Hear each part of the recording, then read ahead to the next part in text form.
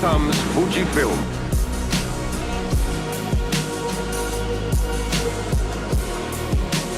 Fuji's advanced technology has developed ultra-thin color layers unlike any other film in the world.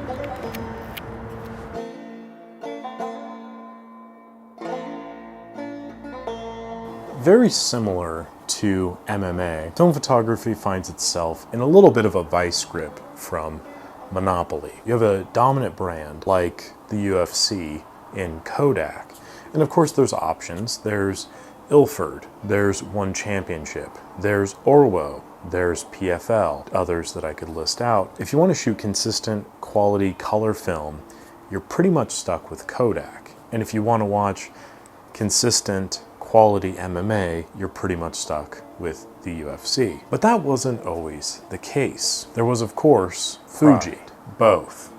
I think this is a very important story that will hopefully help illustrate the point I'm trying to make. And that is that these things are not as dissimilar as they seem. They don't just happen to be two of my very niche interests that I'm trying desperately to weave together into one cohesive story for you as an excuse to show highlights from pride fights.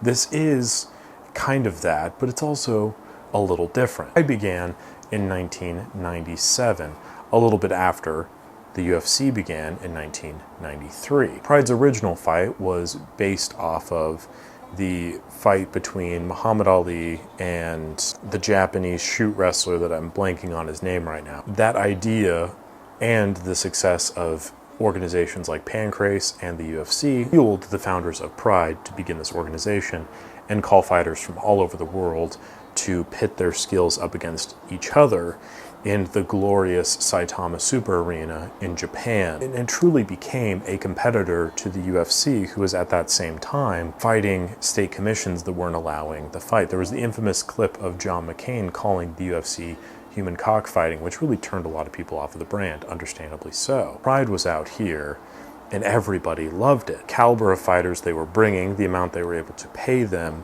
and the size of shows they were putting on. They didn't have as many shows a year as the UFC, but they definitely blew the UFC out of the water in terms of crowd size and overall acclaim for their events. Now, if I wanted to translate that back into film, what I would say is that Kodak is significantly older than Fuji, obviously, and Kodak spent a lot of its early years trying to find ways to optimize ways of making money. Now, there's a lot of monopolistic practices there. There was a lot of lawsuits filed. It was a whole thing. As global markets kind of converged in the later portions of the 60s and the 70s, people had access to other things, such as Fuji Film, which came out of Japan. Now, Fuji Film was a little bit younger, and it was working on different things, primarily very accurate, vivid color film. That's where a lot of their strengths lie as a product, which would rival a lot of Kodak's work. Fuji came in and kind of undercut that. It wasn't a David versus Goliath situation.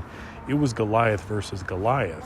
One was just from a different market than the other, and both of them traded barbs and lawsuits, and there was issues with marketing, manufacturing in Japan. Fuji was having issues with Kodak and its monopolies in America, and it was just nonstop turmoil and trouble.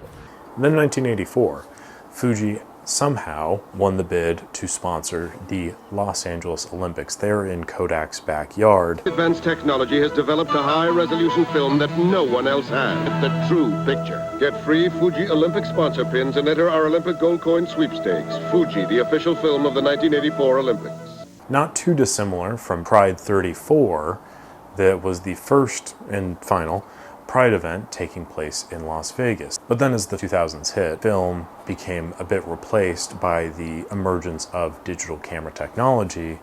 Kodak went bankrupt 6 or 7 times, and Fuji pivoted its interests into digital photography. To this point, Fuji's not making as much film. Kodak kind of consistently kept up with their output, but they had emaciated field of products. Gone were the days of 4 different speeds of Ektar. Now you're stuck with the one. Gone are all of the Ektachromes. You only have one. Gone is Kodachrome. And in the present day, in MMA, we find ourselves in the same position. Pride was caught in a bit of a issue with the Yakuza. In fact, that pretty much crippled their entire business. The UFC swooped in, bought what was left of Pride, which included pretty much just their back catalog of fights and a few very strange contracts, and that was about it. They were unable to operate in Japan due to the Yakuza, so they pretty much just moved on. Pride shut down. The same hasn't happened with Fuji. Obviously, they're still a very successful company.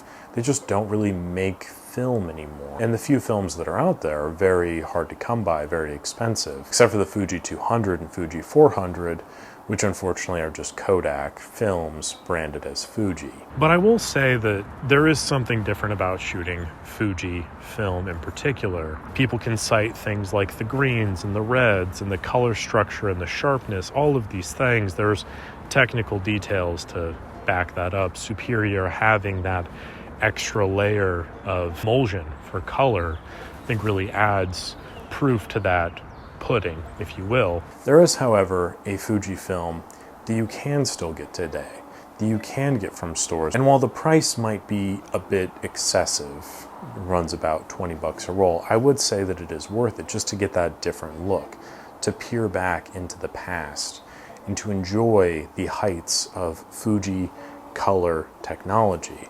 And that is, of course, Fujicolor 100.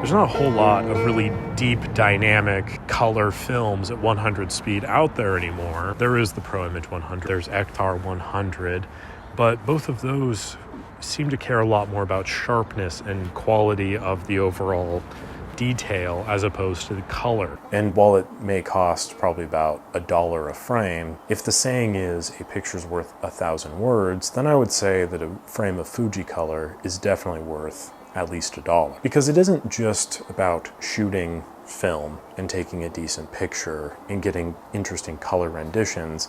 It's about enjoying a product and looking back and reminiscing about what that brand has to offer. There's the strong, unified longing for more Fujifilm, whether it's Pro 400H, C200, Superia 400, Provia 100, Velvia, Sensia, any of these films people really care about. And I think it begs the question, like, is it just because we don't have it anymore that people care so much about Fuji, or is it because it's just that good? And I would say that the answer is somewhat in the middle. I think that Kodak, by virtue of it just being there, is a victim of its own success. I think that people have an expectation of Kodak film.